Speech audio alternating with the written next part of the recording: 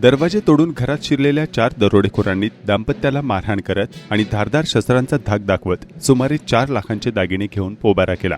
दरोडा घालून पळून जाताना दरोडेखोरांनी दाम्पत्याचे मोबाईल काढून घेतले, तसेच घराच्या दरवाजा बाहेरून बंद केला। सकाळी बाहेरील वाटसरू लोकांनी बाहेरून कडी उघडल्यानंतर सदरची घटना शनिवारी दिनांक 14 जून 2025 रोजी सकाळच्या वेळी उघडकीस आली। सुरेश चिमाजी टोपे वय वर्ष 55, सध्या राहणार निगडी, मूळ राहणार गारगोट शिवार, वाकीबुद्रुक तालुका खेड यांनी याबाबत चाकण पोलीस ठाण्यात दिलेल्या फिर्यादीवरून 4 दरोडेखोरांवर गुन्हे दाखल करण्यात आले आहेत। शुक्रवारी दिनांक 13 जून रोजी रात्री 2 वाजण्याच्या सुमारास वाकीबुद्रुक गावाच्या हद्दीत शेतामधील टोपे यांच्या घराचे सेफ्टी डोअर आणि लोखंडी दरवाजाचे लॉक तोडून घरामध्ये शिरलेल्या चौघांनी दाम्पत्याला ठार मारण्याची धमकी देत मारहाण केली आणि धारदार शस्त्राचा धाक दाखवून घरातील तब्बल 3,85,000 रुपये किमतीचे सोन्याचे दागिने घेऊन पोबारा केला। पळून जाताना चोरट्यांनी या दाम्पत्याचे मोबाईल फोन काढून घेतले व त्यांच्या बेडरूमला बाहेरून कडी लावून निघून गेले।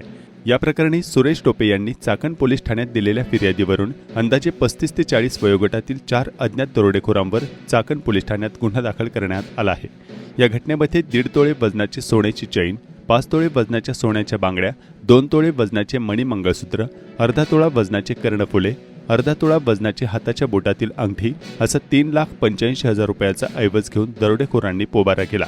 दरम्यान कोंडलेल्या दाम्पत्याने शनिवारी सकाळी घराच्या बेडरूममधून रस्त्याने जाणाऱ्या नागरिकांना आवाज दिला। त्यानंतर बेडरूमचा दरवाजा उघडण्यात आला। या दाम्पत्याने परिसरात पाहणी केली असता घराच्या पाठीमागील बाजूस काही अंतरावर सकाळी त्यांचे मोबाईल फोन चोरट्यांनी परिसरात फेकलेले निदर्शनास आले।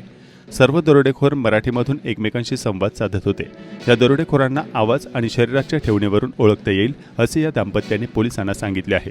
घटनास्थळी चाकण पोलीस ठाण्याचे वरिष्ठ पोलीस निरीक्षक प्रमोद वाघ यांनी भेट दिली असून याबाबतचा अधिक तपास चाकण पोलीस करत आहेत।